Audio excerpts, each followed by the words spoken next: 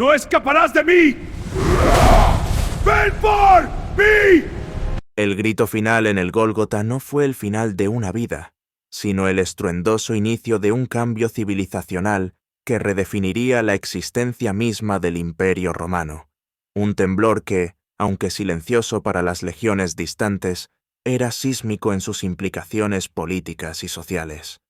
Estamos a punto de desentrañar la década inmediata, caótica y revolucionaria que siguió a la crucifixión, analizando cómo una sejudía insignificante se convirtió en una fuerza imparable. Pero antes de que nos sumerjamos en los caminos polvorientos de Judea y los salones paranoicos de Roma, asegúrate de suscribirte, darle a me gusta y compartir esta lección de historia esencial con todo aquel que necesite entender el verdadero punto cero del mundo occidental.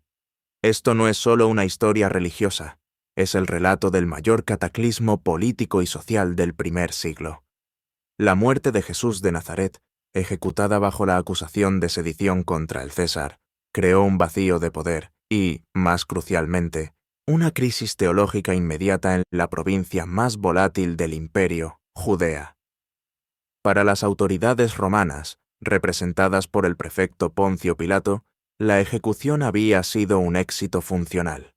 Se había eliminado a un agitador potencial cuya popularidad amenazaba la precaria Pax Romana en una región ya saturada de celotas y revueltas mesiánicas. Sin embargo, lo que Pilato no anticipó, y que de hecho precipitaría su propia caída, fue llamado a Roma por el legado sirio Vitelio alrededor del 36 después de Cristo, precisamente por su brutal manejo de la población, fue que la muerte del líder no había extinguido el movimiento, lo había transformado en algo mucho más peligroso, una fe basada en la resurrección y la promesa de un juicio cósmico. El Sanedrín, el gobernante judío, había logrado su objetivo político de deshacerse de un predicador incómodo y heterodoxo, pero al hacerlo, se encontraron con un problema aún mayor.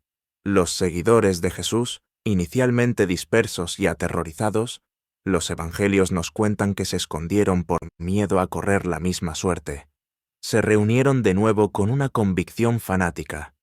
Su narrativa pasó de ser la de un Mesías terrestre fallido, un concepto familiar para los judíos de la época, que esperaban un líder militar, a la de un Mesías celestial que había triunfado sobre la muerte. Este cambio de enfoque fue vital, el punto de inflexión que permitió al movimiento trascender las fronteras étnicas de Israel y aspirar a ser una fe universal.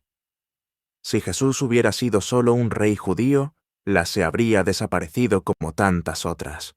Al ser declarado el Hijo de Dios y Salvador cósmico, el mensaje se hizo exportable a los gentiles. La ciudad de Jerusalén se convirtió en el epicentro de la disrupción. Los primeros años de la Iglesia primitiva, tal como se describen en los Hechos de los Apóstoles, son un estudio de caso sobre la rápida organización de una comunidad minoritaria. La distribución de bienes, la vida comunal y la predicación audaz en el templo, todo esto alarmó a la élite de Jerusalén. El Sanedrín temía que esta nueva creencia en un Jesús resucitado no solo desafiara su autoridad religiosa, sino que también atrajera la atención violenta de los romanos. Un nuevo alboroto masivo, y Roma no dudaría en intervenir con una fuerza devastadora. La tensión escaló rápidamente, manifestándose no solo contra los apóstoles principales, sino también dentro de la propia comunidad de creyentes. Surgió un conflicto interno crucial entre los judíos de habla hebrea, los tradicionalistas de Palestina y los judíos helenísticos o de la diáspora, aquellos que hablaban griego y estaban más familiarizados con el mundo exterior. Este conflicto de identidad interna, centrado en la distribución equitativa de recursos, llevó a la elección de los primeros diáconos y, fatalmente, al ascenso de Esteban. Esteban, un helenista elocuente y radical, llevó el mensaje más allá de la simple predicación de la resurrección. Él atacó duramente la institución del templo y la ley mosaica, sugiriendo que la era de los sacrificios y el judaísmo ritual había terminado con Jesús. Este fue el punto de quiebre. El templo no era solo un edificio religioso, era el corazón económico, político y nacional de Judea. Atacarlo era sinónimo de traición. La reacción fue visceral y rápida. Esteban fue arrestado, juzgado sumariamente y lapidado hasta la muerte. Este acto de violencia extrajudicial, ocurrido alrededor del año 34 después de Cristo, no fue un fracaso para el movimiento, sino su motor de dispersión más efectivo. La persecución que se desató tras la muerte de Esteban, liderada por un joven fariseo llamado Saulo de Tarso, obligó a miles de creyentes a huir de Jerusalén. Y aquí reside la ironía suprema de la historia. La represión, cuyo objetivo era sofocar el movimiento, terminó catapultándolo a través del Mediterráneo. Los refugiados no abandonaron su fe, la llevaron consigo. Viajaron al norte, a Samaria, a Chipre, a Fenicia y, lo más importante de todo, a Antioquía. Antioquía, la capital de Siria, era la tercera ciudad más grande del imperio, después de Roma y Alejandría, un crisol de culturas, un centro comercial vibrante donde las barreras étnicas eran más porosas que en la conservadora Jerusalén.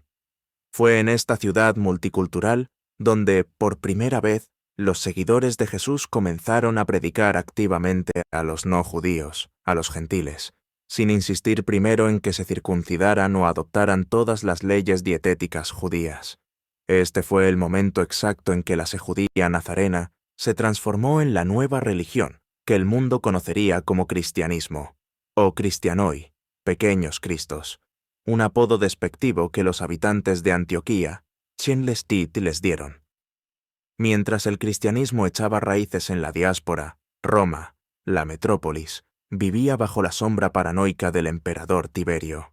La década posterior a la crucifixión estuvo marcada por la creciente centralización del poder y la intriga palaciega.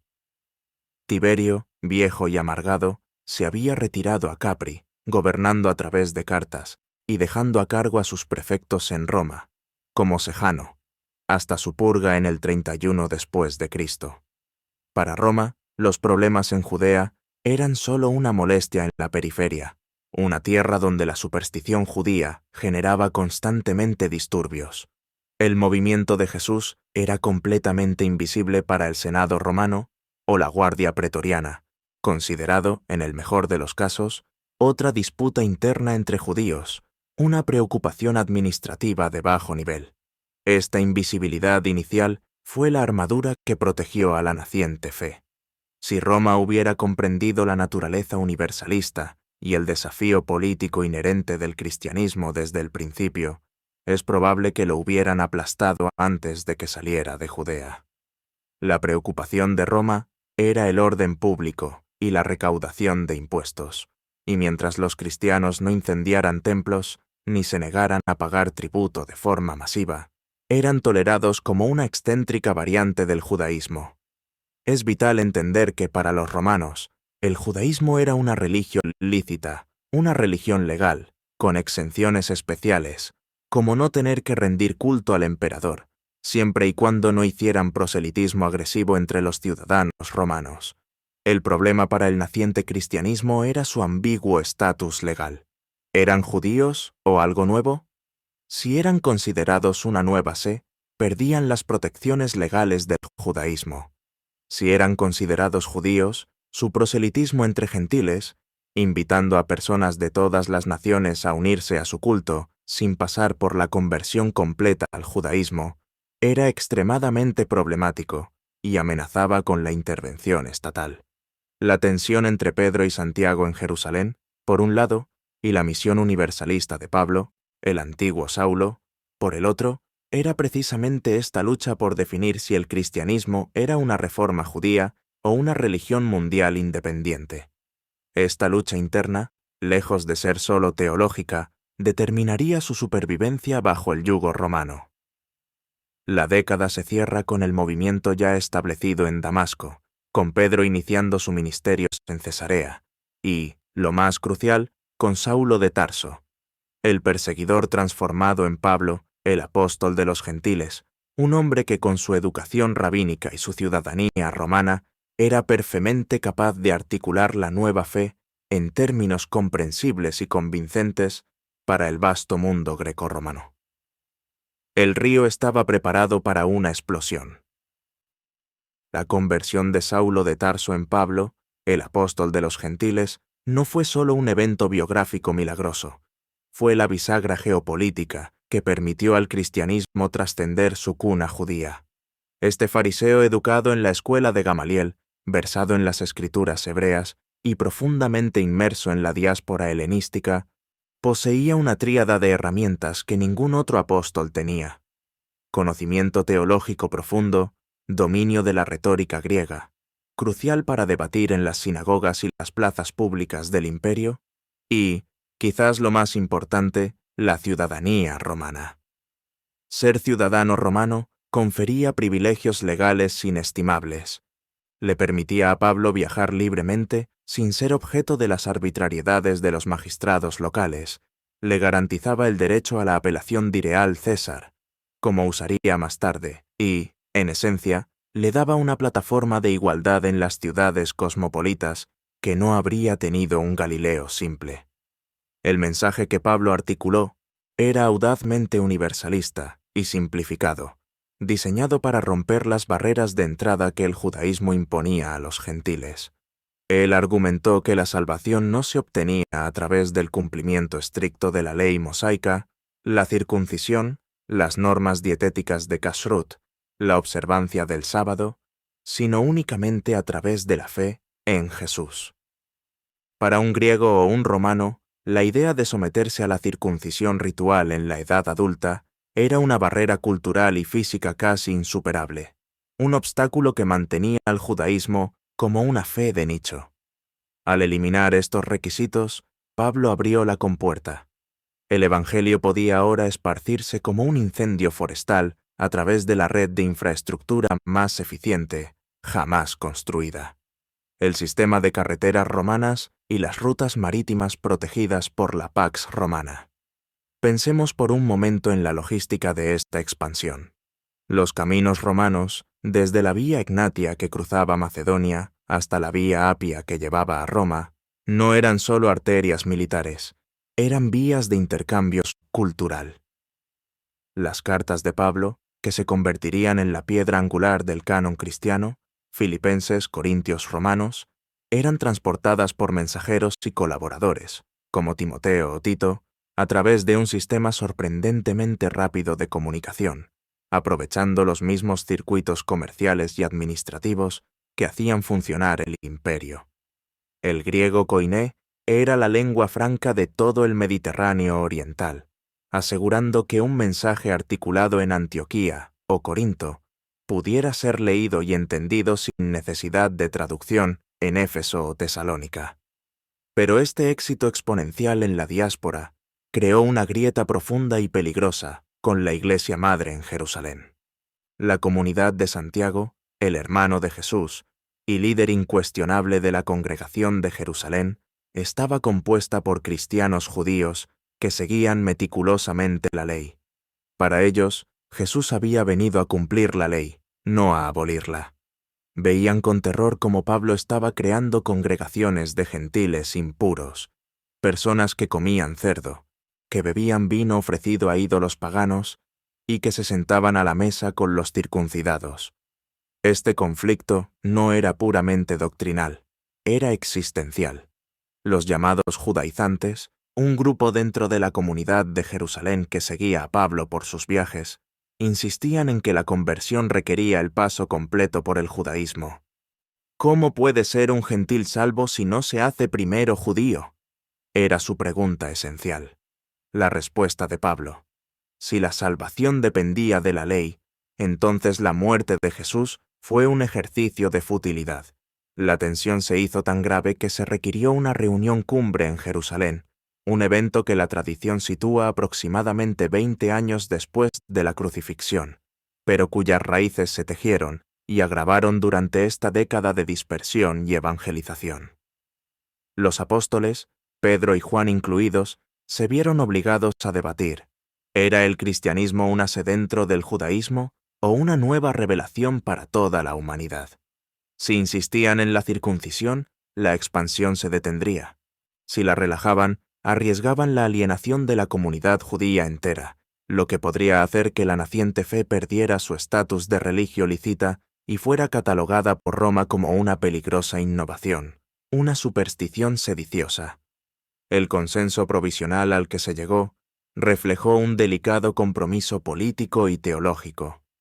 A los gentiles se les eximía de la circuncisión, el rito más divisivo, pero se les pedía que evitaran ciertos actos, abstenerse de la inmoralidad sexual, de la sangre, de los animales estrangulados y, crucialmente, de comer carne sacrificada a los ídolos.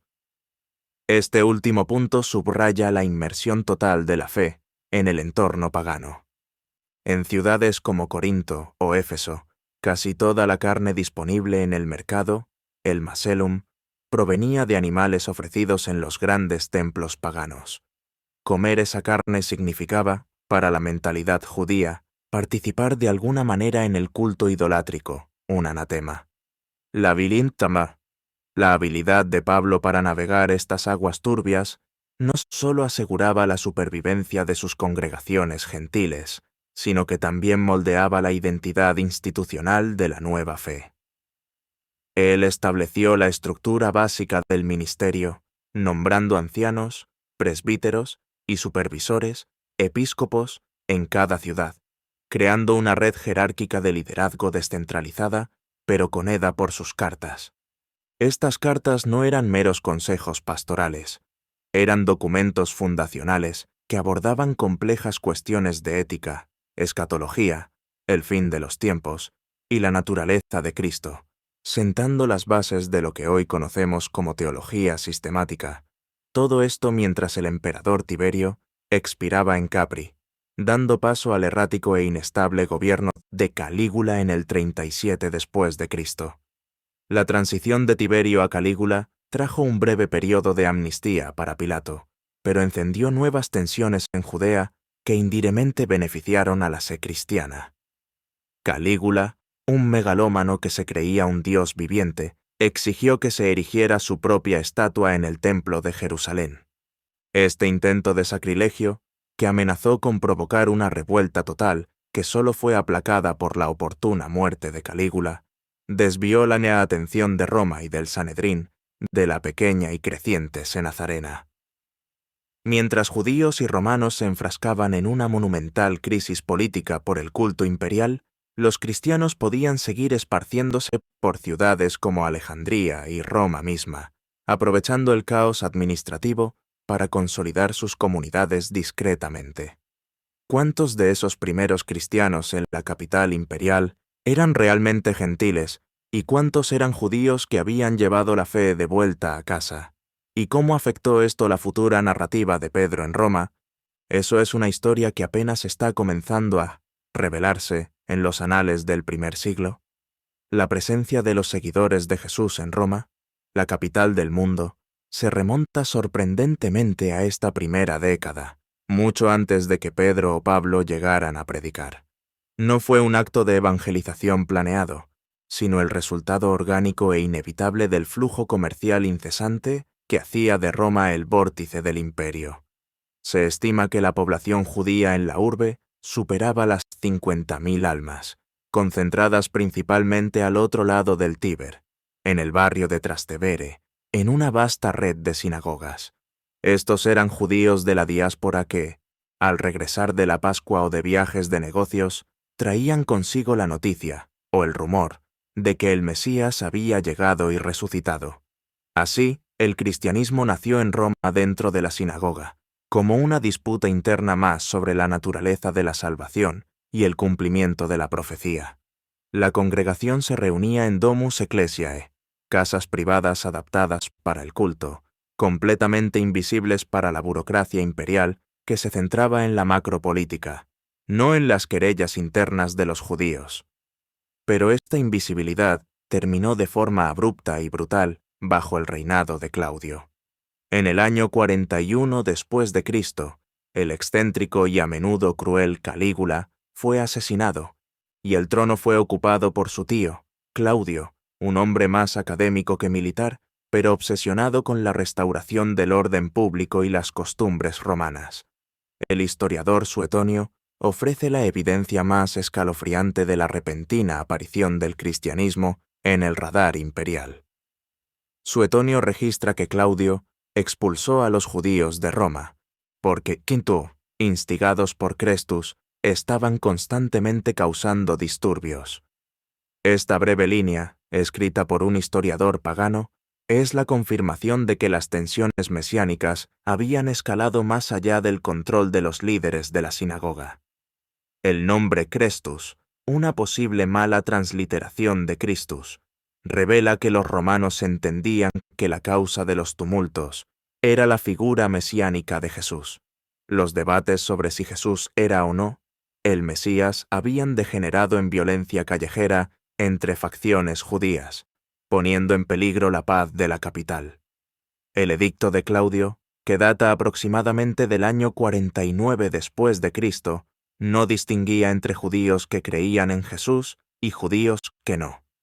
Simplemente eliminó a la población considerada la causa del desorden. Esta purga masiva de Roma tuvo consecuencias sísmicas para la futura dirección de la fe. Entre los exiliados se encontraban figuras vitales como Priscila y Aquila, una pareja de fabricantes de tiendas que, al huir de Roma, se establecieron en Corinto y se convirtieron en socios inestimables de Pablo, financiando y albergando su ministerio. La ironía es profunda. Un decreto imperial destinado a sofocar el movimiento solo sirvió para dispersar aún más a sus adherentes más leales, a ciudades estratégicas de Grecia y Asia Menor. Pero la consecuencia más significativa ocurrió dentro de Roma misma. Al ser expulsados los judíos, la composición demográfica de la iglesia primitiva en la capital cambió de forma radical. Los judíos cristianos, los más apegados a la ley mosaica y al mantenimiento de las tradiciones judías, desaparecieron temporalmente. Los gentiles conversos, que probablemente eran esclavos, libertos o clientes de casas romanas que no estaban sujetos al edicto antijudío, se quedaron a cargo de la organización. Cuando, años más tarde, muchos de los judíos expulsados fueron autorizados a regresar a Roma, tras la muerte de Claudio en el 54 después de Cristo, encontraron una iglesia capitalina, ya predominantemente gentil en su ética, su cultura y su culto. Esto cimentó la futura independencia del cristianismo de sus raíces judías, de una manera irreversible, garantizando que la visión universalista de Pablo triunfaría, al menos en el centro de poder del imperio. Mientras la fe se expandía por el Mediterráneo, la cuna del movimiento, Jerusalén, enfrentaba su propia crisis política. Los años 41 al 44 después de Cristo estuvieron marcados por el breve pero significativo reinado del rey Herodes Agripa I, nieto de Herodes el Grande. Agripa era un político astuto que mantenía excelentes relaciones personales con Claudio. Su estrategia de gobierno se centró en apaciguar a las élites judías tradicionalistas, mostrándose como un devoto observador de la ley.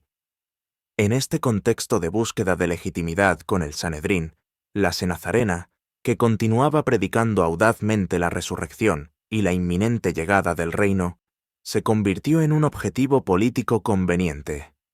Fue Agripa I quien llevó a cabo la primera persecución estatal organizada contra el liderazgo de la Iglesia en Jerusalén, un evento que cimentó la transformación de la fe en un movimiento de mártires.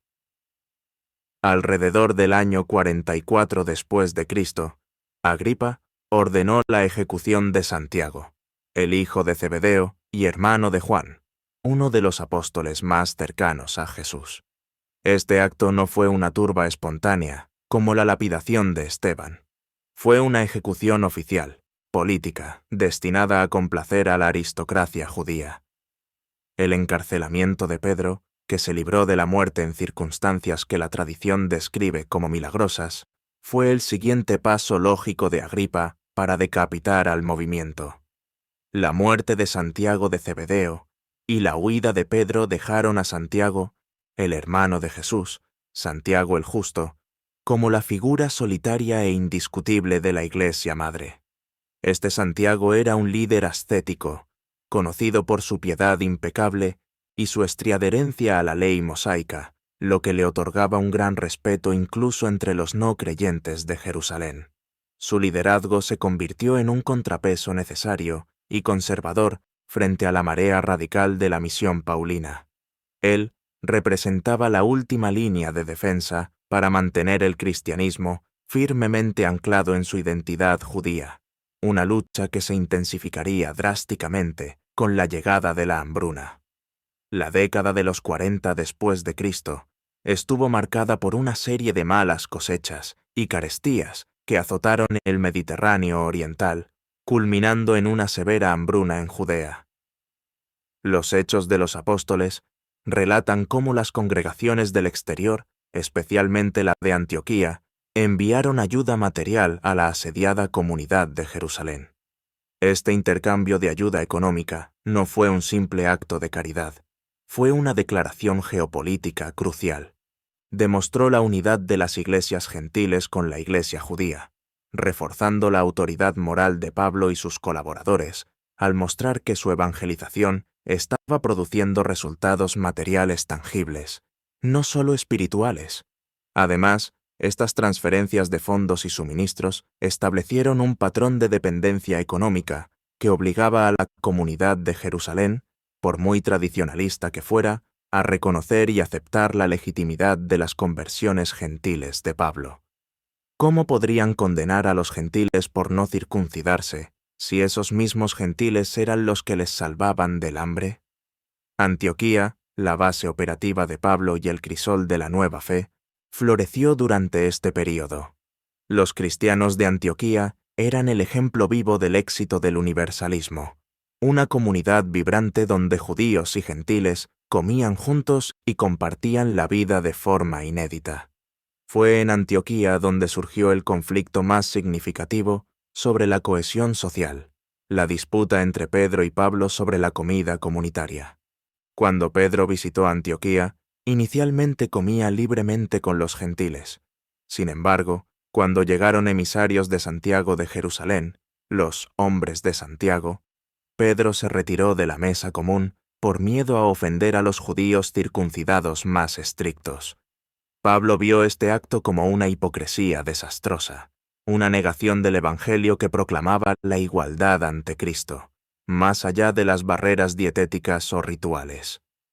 Esta confrontación, registrada por Pablo mismo en su carta a los Gálatas, no fue una simple discusión de etiqueta. Fue el momento en que se decidió si la fe seguiría siendo un suplemento del judaísmo o una nueva entidad capaz de trascender la ley, una división que amenazaba con desgarrar la estructura de la Iglesia en sus cimientos mismos. La urgencia de resolver esta tensión, exacerbada por la persecución en Jerusalén y la expansión incontrolada en el imperio, condujo inexorablemente a la convocatoria del Concilio de Jerusalén, el primer gran sínodo que determinaría el destino teológico y legal del cristianismo. La pregunta seguía siendo, con Roma atenta y Pilato ya desaparecido de la... ¿Era esta fe judía, gentil, o algo enteramente nuevo? ¿Y qué pasaría cuando el emperador Claudio, tan preocupado por el orden, se diera cuenta de que su solución de expulsión solo había avivado las llamas de la controversia mesiánica en todas las grandes ciudades del imperio? El Concilio de Jerusalén, por lo tanto, no fue una simple reunión administrativa. Fue la cumbre geopolítica más importante de la Iglesia naciente, un momento tenso donde el futuro universalista de la fe pendía de un hilo. Los ancianos y apóstoles, reunidos en la santa ciudad, sabían que si no se resolvía la disputa, el cristianismo se fragmentaría en dos movimientos irreconciliables: una minúscula fe judía centrada en la ley, destinada a desaparecer tras la inminente crisis de Judea, y una fe gentil sin raíces históricas ni protección legal, vulnerable a la represión romana. La presión de los judaizantes, liderados por figuras que insistían en que es necesario circuncidar a los gentiles y mandarles que guarden la ley de Moisés, era inmensa y apelaba a la piedad más profunda del judaísmo ancestral. Pedro, el apóstol de los circuncidados, jugó un papel decisivo apoyando la misión de Pablo al recordar su propia experiencia con el centurión Cornelio y testificando que Dios no hacía acepción de personas. Pero el arbitraje final recayó en Santiago, el justo, quien con su autoridad inquebrantable como líder de Jerusalén propuso el compromiso que salvaría la unidad. Él no abolió la ley, pero la simplificó drásticamente para los gentiles conversos, reduciendo los requisitos a 4 puntos básicos, que operaban como una ley de Noé para la comunidad mixta. Abstenerse de la carne sacrificada a los ídolos, de la sangre, de lo ahogado, animales estrangulados y de la inmoralidad sexual, porneia. Este acuerdo, conocido como el Decreto Apostólico, fue una obra maestra de compromiso político-religioso. ¿Por qué específicamente estos 4 puntos? Porque resolvían el problema práctico más urgente, el de la mesa común. Los judíos no podían sentarse a comer con gentiles si éstos violaban estas normas básicas de pureza alimentaria y ética sexual, pilares del monoteísmo. Al exigir estos mínimos, la Iglesia gentil se hacía aceptable para la Iglesia madre, garantizando así el derecho de Pablo a continuar su misión sin tener que lidiar con emisarios de Jerusalén que socavaran su autoridad en cada ciudad. Fue, esencialmente, una licencia operativa para el universalismo. Armado con la bendición oficial de Jerusalén y sus propias cartas que detallaban el acuerdo, conocido popularmente como el Querigma Paulino, Pablo emprendió sus vastos viajes misioneros, explotando con precisión quirúrgica la infraestructura imperial romana. Sus rutas no eran aleatorias, iba directamente a las ciudades capitales de provincia o a los grandes centros portuarios y comerciales. Éfeso, la metrópolis de Asia Menor. Corinto, el cuello de botella comercial entre el Adriático y el Egeo. Tesalónica, el centro administrativo de Macedonia. Estos eran centros neurálgicos donde el mensaje podía ser recibido, replicado y distribuido a través de la densa red de comercio. La estrategia de Pablo era invariable y profundamente pragmática. Primero, a la sinagoga. Aunque Pablo era el apóstol de los gentiles, siempre comenzaba predicando a los judíos y a los temerosos de Dios, gentiles que simpatizaban con el judaísmo. ¿Por qué este enfoque metódico? Porque las sinagogas proporcionaban un auditorio preseleccionado que ya conocía las escrituras hebreas, la base de su argumento mesiánico, y, crucialmente, eran centros comunitarios legalmente protegidos. Cuando la inevitable hostilidad judía lo expulsaba, ya tenía una base de seguidores judíos conversos y, lo más importante, una red de gentiles ya familiarizados con el monoteísmo, a los que podía dirigirse luego en el mercado, el ágora o en una casa particular. Esta transición metódica garantizaba que, incluso cuando se establecía una congregación mayoritariamente gentil, conservaba una base intelectual y bíblica que la diferenciaba de los cultos mistéricos paganos. La composición social de estas primeras congregaciones gentiles es un elemento clave para entender su éxito explosivo. Pablo no se dirigía a la élite senatorial o ecuestre de Roma. Se dirigía a las capas sociales más vulnerables, los artesanos, los libertos, esclavos liberados y las mujeres. Para la mujer romana o griega, la vida pública era extremadamente restringida. Los cultos paganos rara vez les ofrecían posiciones de liderazgo o una profunda igualdad espiritual. El cristianismo, en contraste, ofrecía una comunidad horizontal donde, como Pablo insistía, no hay judío ni griego, ni esclavo ni libre, ni hombre ni mujer. Esto fue revolucionario. Las mujeres ricas o con influencia social podían ofrecer sus hogares como domus ecclesiae, convirtiéndose en mecenas y líderes de facto, como Febe en Cencres o Lidia en Filipos. La fe proporcionaba no solo la salvación personal, sino también un sistema de apoyo social y una identidad comunitaria mucho más fuerte que las desestructuradas ciudades imperiales. Mientras Pablo tejía esta red transcontinental, utilizando el sistema de correos y seguridad romana como un arma espiritual, la Pax Romana estaba inadvertidamente facilitando su propia subversión. La situación en Roma y Judea continuaba su peligrosa evolución. En el año 54 después de Cristo, Claudio, el emperador que había exiliado a los judíos por las disputas sobre Crestus, fue envenenado, posiblemente por su esposa Agripina la menor, abriendo el camino para el ascenso del joven y volátil Nerón. La llegada de Nerón al poder marcó el fin de la era de invisibilidad protectora para el cristianismo. Inicialmente, el gobierno de Nerón fue prometedor, asesorado por el filósofo Séneca y el prefecto del pretorio Sexto Afranio Burro. Pero a medida que Nerón se volvía más errático, cruel y paranoico, asesinando a su madre, su esposa y muchos oponentes políticos, el imperio se tensó, el Estado de Derecho se debilitó, y la necesidad de chivos expiatorios para las crecientes fallas de Nerón se hizo imperiosa. Bajo Nerón, la ambigüedad legal del cristianismo se convirtió en una carga insostenible. El retorno gradual de los judíos exiliados bajo el edicto de Claudio significó que las tensiones internas en Roma se reavivaron, pero ahora la Iglesia romana tenía una estructura gentil dominante y diferenciada. Los cristianos, por su negativa categórica a participar en el culto imperial, negarse a quemar un grano de incienso ante la imagen de Nerón era, en la práctica, un acto de traición. Ya no podían esconderse bajo el paraguas del judaísmo.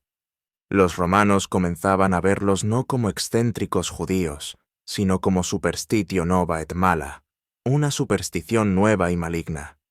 Esta desconfianza se manifestaba en rumores siniestros que circulaban en las tabernas de Roma y Corinto. La práctica cristiana de la Santa Cena, con su referencia al coquí, toa y la sangre de Cristo, era malinterpretada por el populacho pagano como canibalismo ritual. Sus reuniones nocturnas y su insistencia en el amor fraterno, ágape, generaban sospechas de inmoralidad sexual, incesto, al considerarse todos hermanos y hermanas casados. Esta imagen pública tóxica, combinada con su negación a venerar a los dioses tutelares de Roma, los preparó perfectamente para ser el blanco de la ira imperial. En Judea, mientras tanto, la tensión se acercaba a su punto de ebullición. Los sucesores de Pilato habían sido ineficaces y corruptos, y el descontento celota crecía diariamente. La presencia de la comunidad cristiana, liderada por Santiago el Justo, seguía siendo un ancla conservadora. Santiago se había convertido en un puente indispensable entre la fe nazarena y el judaísmo ortodoxo. Su propia figura era un argumento viviente de que la fe en Jesús no tenía por qué significar la ruptura total con el templo. Pero este mismo papel de puente lo hacía doblemente vulnerable.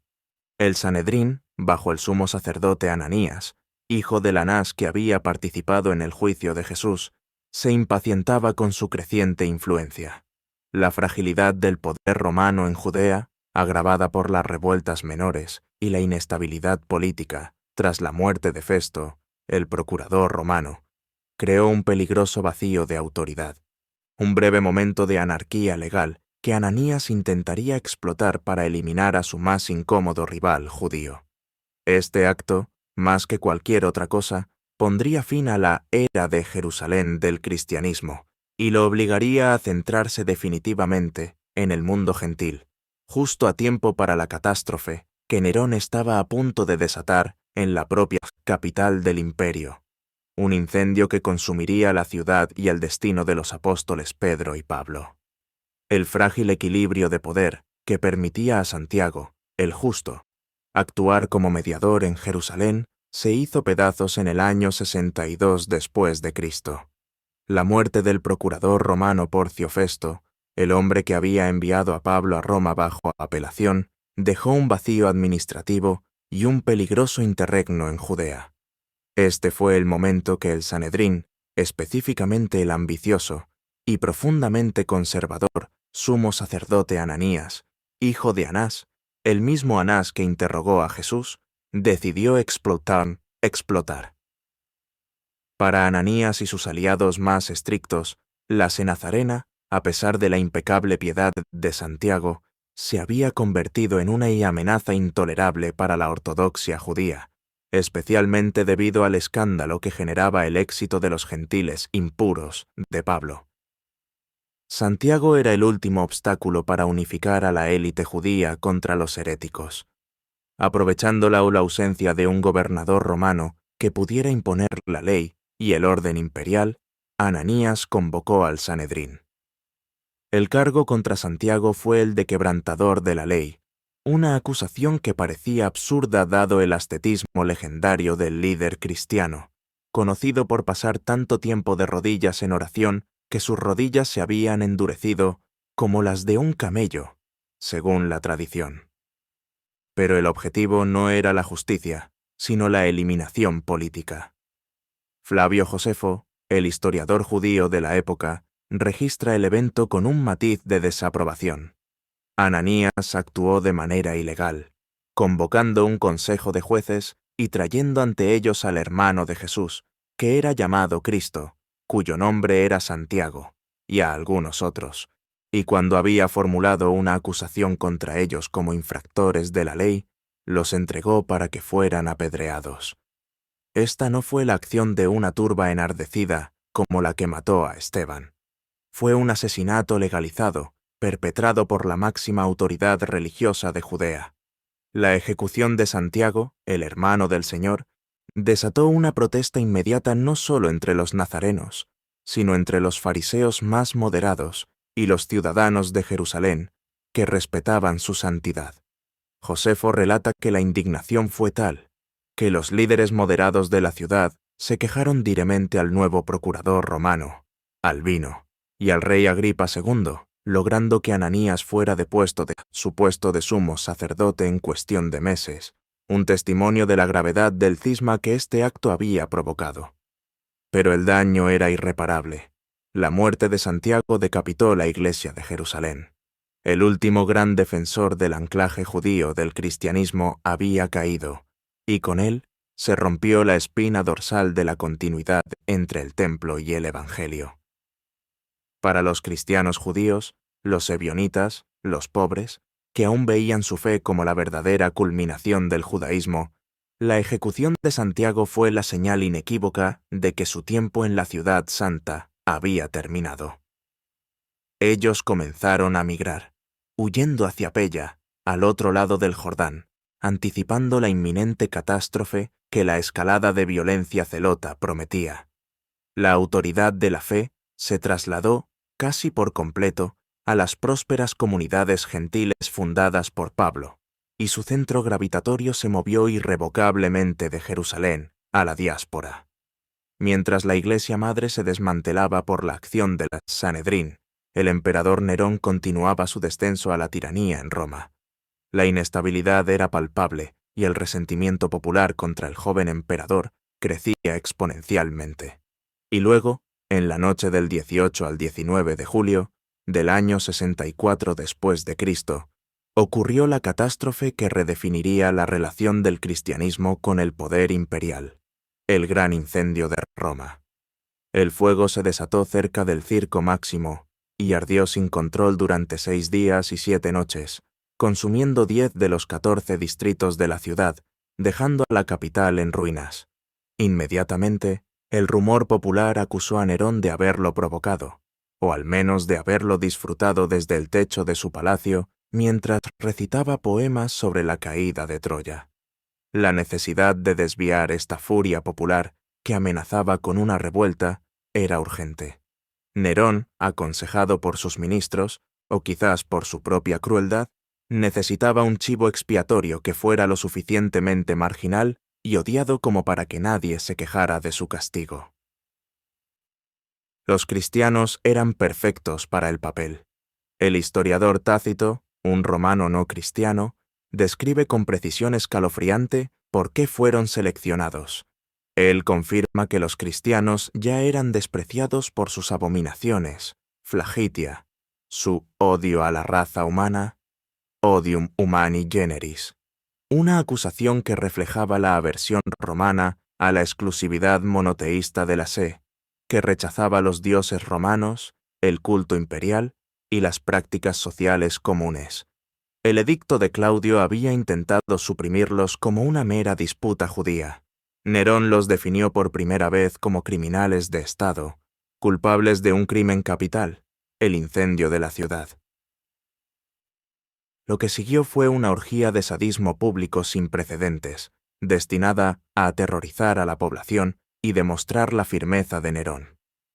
Tácito relata que algunos cristianos fueron cubiertos con pieles de animales y arrojados a perros salvajes, otros fueron crucificados, y, lo más macabro de todo, muchos fueron usados como antorchas vivientes para iluminar los jardines imperiales de Nerón durante sus fiestas nocturnas.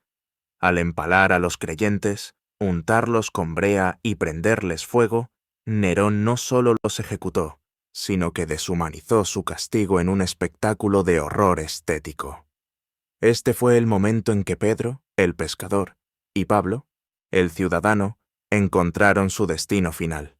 La tradición unánime de la Iglesia y las fuentes históricas posteriores sitúan los martirios de ambos apóstoles en este período de intensa persecución neroniana. Pedro, como simple extranjero, fue condenado a la crucifixión. Sin embargo, por una solicitud, apócrifa pero poderosa, de sentirse indigno de morir de la misma forma que su Señor, fue crucificado cabeza abajo, simbolizando un final de humildad y sumisión suprema. Pablo, por el contrario, invocó los privilegios de su ciudadanía romana. Un ciudadano romano no podía ser torturado ni expuesto públicamente a la crueldad de la cruz. Por lo tanto, fue llevado fuera de los muros de la ciudad, a la vía Ostiense, y decapitado. La muerte de los dos pilares del cristianismo en la capital imperial confirió a la comunidad romana un estatus de santidad inigualable. Roma se convirtió no solo en el centro político del mundo, sino también en el epicentro de la ortodoxia cristiana a través del sufrimiento. Las tumbas de Pedro y Pablo se convirtieron en los puntos focales del peregrinaje, y la Iglesia de Roma, purgada por el fuego y la sangre, se erigió como la heredera del mensaje universalista de Pablo y la autoridad apostólica de Pedro. En el transcurso de una sola década, entre el 60 y el 70 después de Cristo, el cristianismo perdió a sus tres líderes fundacionales más importantes, Santiago, Pedro y Pablo, y fue oficialmente etiquetado por el Imperio Romano como un ase criminal. Esta aniquilación del liderazgo, sin embargo, no fue un final, sino un catalizador. El martirio, tal como lo había teorizado Tertuliano más tarde, demostró que la sangre de los mártires es la semilla de la Iglesia. Los creyentes vieron en la crueldad de Nerón la confirmación de que vivían en los últimos tiempos, tal como Jesús había profetizado. El mundo era hostil, pero su recompensa era segura. Pero la persecución neroniana, intensa y localizada principalmente en Roma, fue un preludio. La verdadera prueba de fuego para la supervivencia física del cristianismo, en su totalidad, estaba a punto de llegar, no en la capital, sino en su tierra de origen, una tierra ahora convulsa y sin su líder histórico. El vacío de liderazgo dejado por Santiago en Jerusalén se llenó rápidamente con la anarquía.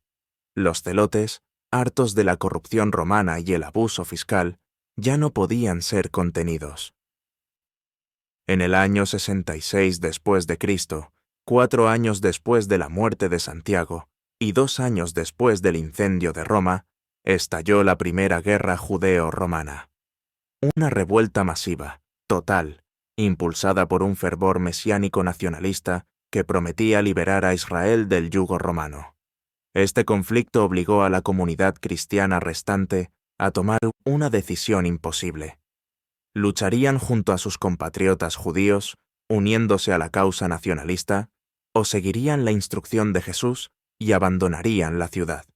La respuesta a esta pregunta, que determinaría la vida o muerte de la Iglesia de Pella y su relación final con el judaísmo, sería contestada por las legiones romanas de Vespasiano y su hijo Tito, quienes se preparaban para sitiar la ciudad, arrasar el templo y, de paso, borrar el judaísmo del mapa político.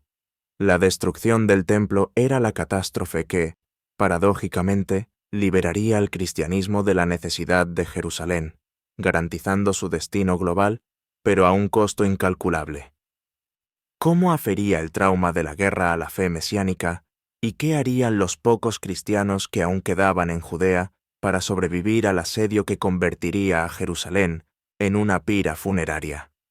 La primera guerra judeo-romana, que estalló en el año 66 después de Cristo, no fue un mero levantamiento. Fue una convulsión mesiánica que transformó la geografía religiosa y política del Mediterráneo oriental. Los líderes celotes, imbuidos de una fe inquebrantable en la intervención divina, creían que, si luchaban con suficiente fervor, Yahvé manifestaría su poder y destruiría a las legiones de Roma. Esta creencia se basaba en siglos de profecías que anunciaban la restauración final de Israel. La intensidad de esta revuelta fue catastrófica. Facciones judías se mataban entre sí dentro de los muros de Jerusalén, incluso mientras los romanos acampaban afuera. Sicarios, liderados por figuras desesperadas, utilizaban puñales para eliminar a los judíos moderados o a cualquier figura que sugiriera la capitulación, creando un infierno de anarquía interna antes de que la maquinaria bélica romana llegara siquiera a la muralla exterior. En medio de este fervor nacionalista, la pequeña comunidad cristiana de Jerusalén, ahora huérfana de Santiago el Justo, se enfrentó a su dilema final. Permanecer en la ciudad significaba luchar al lado de los celotes contra el poder de Roma, traicionando el pacifismo esencial del mensaje de Jesús y, peor aún, ignorando las advertencias escatológicas. Mateo, Marcos y Lucas conservan una admonición de Jesús a sus seguidores. Cuando veáis a Jerusalén rodeada de ejércitos, sabed que su desolación está cerca. Entonces, los que estén en Judea, huyan a las montañas. Para la Iglesia Madre, esta no era una metáfora, sino una instrucción militar dire. Siguiendo esta interpretación literal de la profecía, la mayoría de los judeo-cristianos que quedaban, los ebionitas sobrevivientes, decidieron que el tiempo de Jerusalén había terminado. Bajo el liderazgo de Simeón de Jerusalén, pariente de Jesús, emprendieron una migración dramática y políticamente traicionera hacia el pequeño poblado gentil de Pella, situado en la región de la Decápolis, al otro lado del río Jordán. Abandonar la ciudad en este momento de máxima necesidad nacionalista fue visto por los celotes como un acto de cobardía, sino de traición total. Fue el punto de no retorno. La fe mesiánica de Jesús ya no se identificaba con el destino político del Estado de Israel. Su reino no era de este mundo, ni siquiera de este templo. Este éxodo silencioso, ocurrido entre el 66 y el 68 después de Cristo, garantizó la supervivencia física de la línea apostólica original, pero selló su aislamiento teológico del naciente judaísmo rabínico. El asedio romano, dirigido primero por Vespasiano y luego por su hijo Tito, fue una operación de 4 años, marcada por una brutalidad metódica. 4 legiones romanas, armadas con la ingeniería militar más avanzada, rodearon la ciudad. Flavio Josefo, el testigo ocular y cronista, detalla el horror con una precisión aterradora. La hambruna fue tan devastadora que se recurrió al canibalismo. Las calles se llenaron de cadáveres, y la desesperación de los celotes los llevó a incendiar sus propios almacenes de alimentos en un intento fanático de forzar una batalla final con los romanos. El clímax llegó en el verano del año 70 después de Cristo. Después de meses de asedio, las legiones de Tito lograron penetrar la muralla exterior. La lucha se centró en la ciudad alta y, finalmente, en el monte del templo. El segundo templo, que había sido el corazón religioso del judaísmo durante 500 años, la única estructura física donde, según la creencia, Dios se manifestaba a través de la Shejina, fue consumido por las llamas, aunque Tito, según los relatos oficiales, intentó preservar el edificio por su magnificencia arquitectónica. La furia de los soldados romanos, ansiosos por encontrar el tesoro oculto y aplastar el espíritu rebelde, fue incontrolable. Un soldado arrojó una antorcha a través de la ventana de oro, y el fuego se extendió incontrolablemente. La masacre fue total. Se estima que más de 1 millón de personas murieron en el asedio, y la ciudad quedó arrasada hasta los cimientos, tal como Jesús había profetizado. La caída de Jerusalén y, crucialmente, la destrucción del templo de Herodes fue el evento más sísmico de la historia judía y cristiana en el primer siglo. Para el judaísmo, significó el fin del sistema sacrificial y la desaparición del sacerdocio levítico como fuerza política. El culto, la liturgia y la vida religiosa tuvieron que reinventarse por completo. El judaísmo post-70 después de Cristo se consolidó alrededor de la sinagoga, la Torá y la figura del rabino, como sucedió en Yavne, donde la academia rabínica se convirtió en el nuevo centro de autoridad. La conexión física con el lugar santo se había roto. Para el cristianismo, la destrucción fue la reivindicación más poderosa de su mensaje. Si Jesús era el Cordero de Dios, el sacrificio final, entonces el templo y sus ritos ya no eran necesarios. Su desaparición física confirmaba que la presencia de Dios ya no residía en un edificio de piedra, sino en el de Cristo y en la comunidad de los creyentes. Teológicamente, esto liberó a la fe de su obligación de responder a las autoridades del templo, permitiendo que la visión universalista de Pablo se convirtiera en la norma indiscutible. La fe ya no necesitaba ser una sejudía con un centro en Jerusalén. Su centro era el mundo entero. Esta catástrofe de los años 60 y 70, después de Cristo, fue el motor de la reorganización textual y la institucionalización de la Iglesia.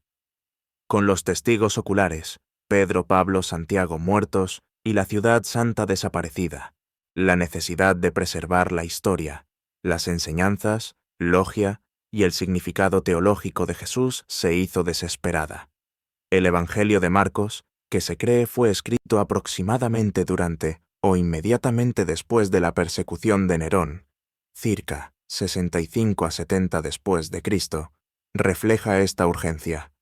Es un texto rápido, crudo, centrado en el sufrimiento de Jesús y la inminencia del reino, escrito en gran medida para consolar a una comunidad, posiblemente la de Roma, que estaba siendo masacrada y que necesitaba entender el mesianismo no como poder, sino como sacrificio. Poco después, en las décadas de los 70 y 80 después de Cristo, surgieron los evangelios de Mateo y Lucas. Estos no eran meros relatos históricos, sino documentos teológicos y apologéticos cuidadosamente estructurados. Mateo, escrito probablemente en Antioquía, se enfoca en presentar a Jesús como el cumplimiento de las profecías hebreas, el nuevo Moisés, apelando directamente a los judíos que luchaban por encontrar su identidad después de la caída del templo. Lucas, escrito para un público predominantemente gentil, pone énfasis en la universalidad de la fe y la preocupación social de Jesús por los pobres y los marginados.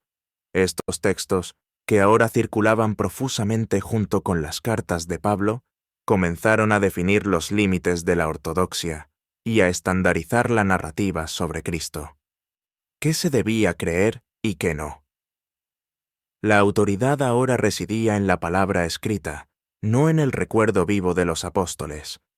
Mientras las comunidades trabajaban frenéticamente para copiar y distribuir estas escrituras, el imperio, bajo la dinastía Flavia, intentaba borrar la memoria de la revuelta judía. El Coliseo de Roma, construido por Vespasiano, fue en parte financiado con el botín del saqueo de Jerusalén. El Arco de Tito, aún hoy, celebra la victoria mostrando los objetos sagrados judíos, incluida la menorá, siendo llevados en triunfo. El judaísmo sobreviviente fue castigado con el Fiscus Judaicus, un impuesto especial que, tras la destrucción del templo, en lugar de ir al mantenimiento del santuario, se desviaba directamente al tesoro del templo de Júpiter Capitolino en Roma, una humillación simbólica. Y esta nueva realidad fiscal y política afectó también a los cristianos. Mientras el cristianismo fue visto como una sé judía, sus miembros estaban sujetos al fiscus judaicus. Pero si dejaban de ser identificados como judíos, la amenaza era aún mayor. Perdían el estatus legal de religio lícita del judaísmo. La persecución de Nerón había sido un acto de crueldad puntual. La persecución bajo el siguiente gran emperador, Domiciano, que gobernó desde el 81 después de Cristo, sería una prueba institucional de fuego. Domiciano, un megalómano que superó a Calígula en su exigencia de culto imperial, insistía en ser llamado Dominus et Deus, Señor y Dios.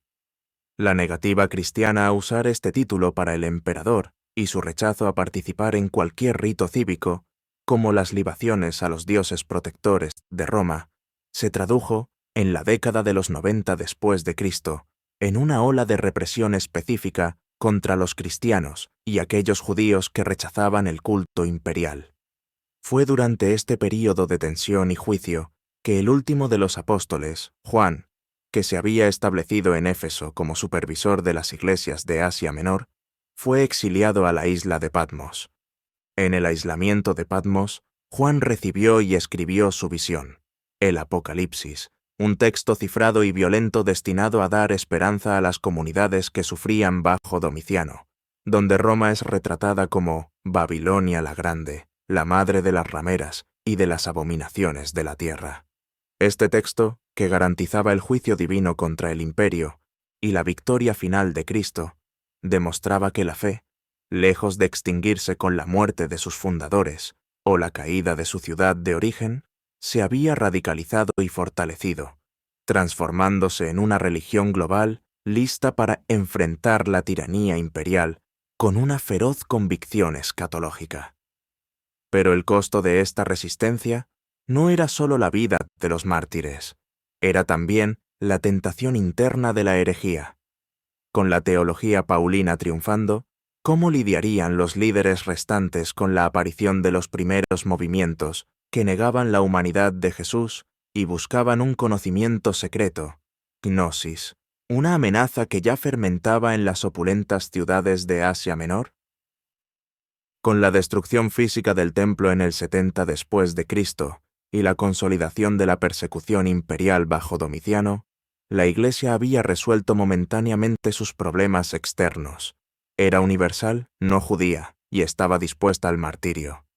Pero la aniquilación del liderazgo fundacional, Santiago, Pedro y Pabloi, la consecuente dispersión de la autoridad apostólica, crearon un vacío que las fuerzas internas de la disidencia teológica se apresuraron a llenar. El mayor desafío interno que la Iglesia primitiva enfrentó en el cambio del primer al segundo siglo fue la irrupción de lo que se conoce genéricamente como el gnosticismo. Este movimiento no era una simple herejía, sino una cosmología alternativa que amenazaba con desmantelar el mensaje central del cristianismo tal como lo habían articulado Pedro y Pablo. La palabra gnosis significa conocimiento en griego, y los adeptos afirmaban poseer una sabiduría secreta, esotérica, revelada únicamente a una élite espiritual. Rechazaban la fe pública, accesible y sencilla que predicaban los apóstoles, sustituyéndola por una salvación basada en el intelecto. ¿Por qué era tan seductora esta idea en las ciudades helenísticas como Corinto o Éfeso? Porque apelaba al dualismo filosófico griego. La materia es mala, el espíritu es bueno.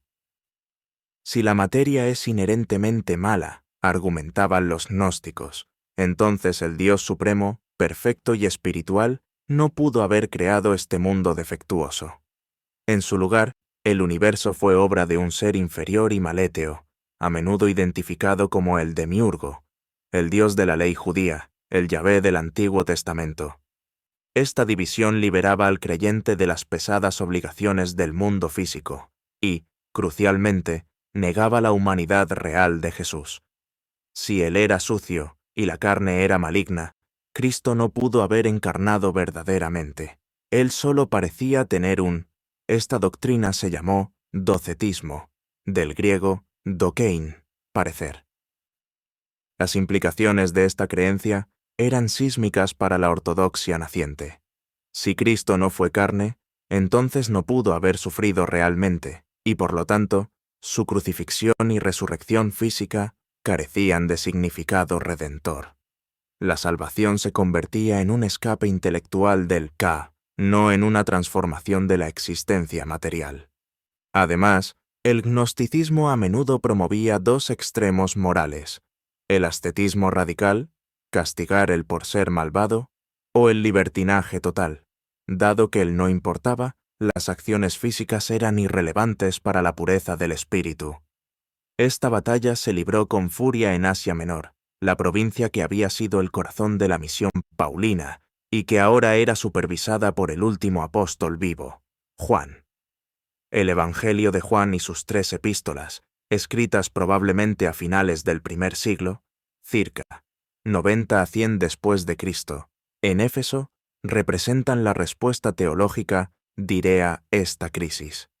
Juan no comienza con la genealogía o el nacimiento milagroso de Jesús, sino con una proclamación metafísica y categórica. En el principio era el Verbo, el Logos, y el Verbo era con Dios, y el Verbo era Dios, y el Verbo se hizo carne y habitó entre nosotros. Esta declaración es un misil dirigido al corazón del docetismo. Juan insiste repetidamente en la realidad física de la encarnación y el sufrimiento. Sus epístolas son aún más explícitas, exigiendo una prueba de fuego para los maestros. Todo espíritu que confiesa que Jesucristo ha venido en carne es de Dios. La teología joánica, enfocada en la unidad absoluta entre Dios Padre y Cristo, y la necesidad del amor, agape, como prueba de fe, se convirtió en el arma intelectual primaria que separó a la Iglesia de los movimientos gnósticos, forzando a los cristianos a afirmar que su Dios no era un demiurgo distante, sino uno que había entrado dolorosamente en la materia. Pero la palabra escrita solo era efectiva si había una autoridad que la interpretara y la custodiara. Con la era apostólica terminada, Juan murió probablemente a principios del siglo II. La Iglesia se vio obligada a desarrollar estructuras jerárquicas rígidas para garantizar la unidad doctrinal y la cohesión comunitaria. Nació la figura del obispo monárquico. Anteriormente, en la época de Pablo, las congregaciones eran a menudo dirigidas por un colegio de ancianos, presbíteros y diáconos. Sin embargo, en ciudades donde múltiples profetas y maestros afirmaban tener revelaciones secretas, a menudo de índole gnóstica, se necesitaba una cabeza visible para asegurar que la enseñanza fuera consistente y traceable hasta los apóstoles originales.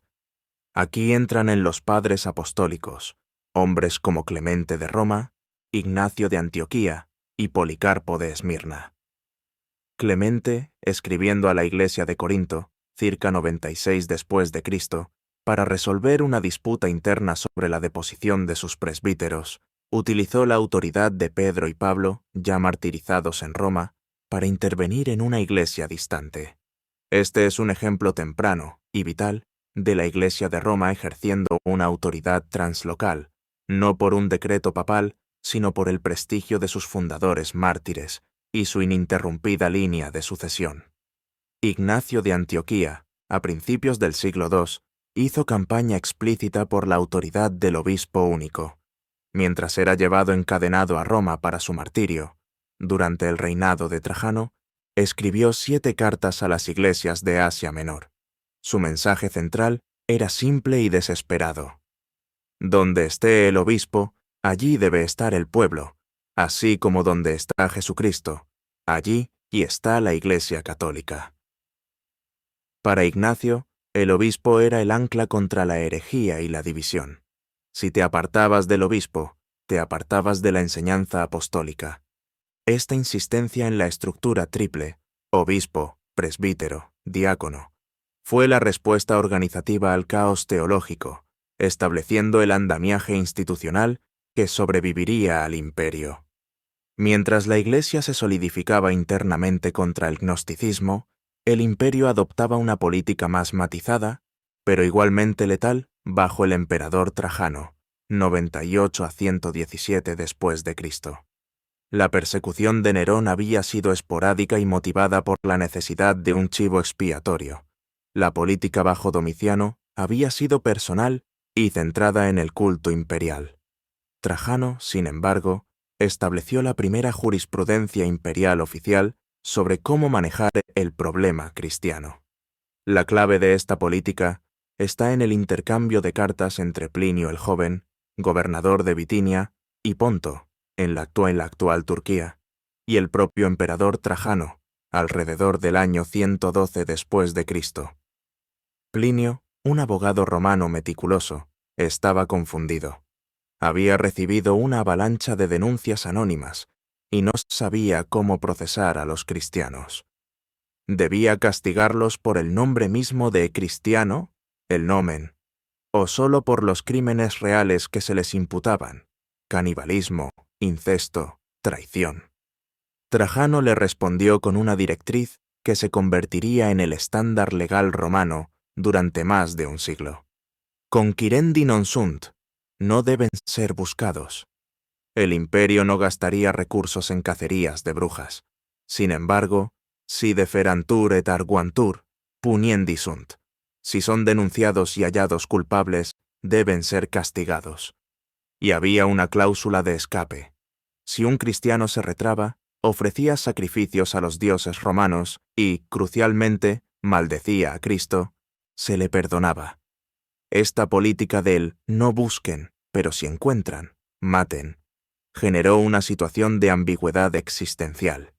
El cristianismo se convirtió en un crimen de Estado, pero la aplicación de la ley dependía de la animosidad local y las denuncias. Esto hizo que la supervivencia de la comunidad dependiera completamente de su capacidad para pasar desapercibida o, inversamente, para impresionar a los paganos con una condumoral intachable. Los cristianos se vieron obligados a vivir en los márgenes de la sociedad, frecuentemente en secreto, reunidos en catacumbas o casas privadas. Pero su impacto silencioso era profundo. El ejemplo de la caridad cristiana, el cuidado de los enfermos, algo que la sociedad romana, con su brutal visión de la debilidad, a menudo descuidaba, y la absoluta falta de miedo a la muerte, contrastaba fuertemente con la decadencia moral que muchos críticos romanos veían en su propia cultura. El cristianismo había sobrevivido a sus fundadores y a dos persecuciones importantes, y había rechazado la amenaza filosófica del gnosticismo a través de la institucionalización episcopal y la canonización de las Escrituras. Ahora, en las primeras décadas del siglo II, se estaba transformando de un movimiento mesiánico en una religión universal con una estructura de mando clara. Pero la paz era temporal. La política de Trajano significaba que cada cristiano vivía con la sentencia de muerte suspendida sobre su cabeza, pendiente de la denuncia de un vecino celoso. La pregunta que se cernía sobre el imperio era: ¿cómo iba a reaccionar el Estado cuando se diera cuenta de que este crimen no era un culto marginal, sino una red continental que ya incluía a miembros de la propia casa imperial y que se negaba, categóricamente, a desaparecer? ¿Y cómo respondería la Iglesia cuando el imperio pasara de la persecución localizada a la aniquilación coordinada a escala global?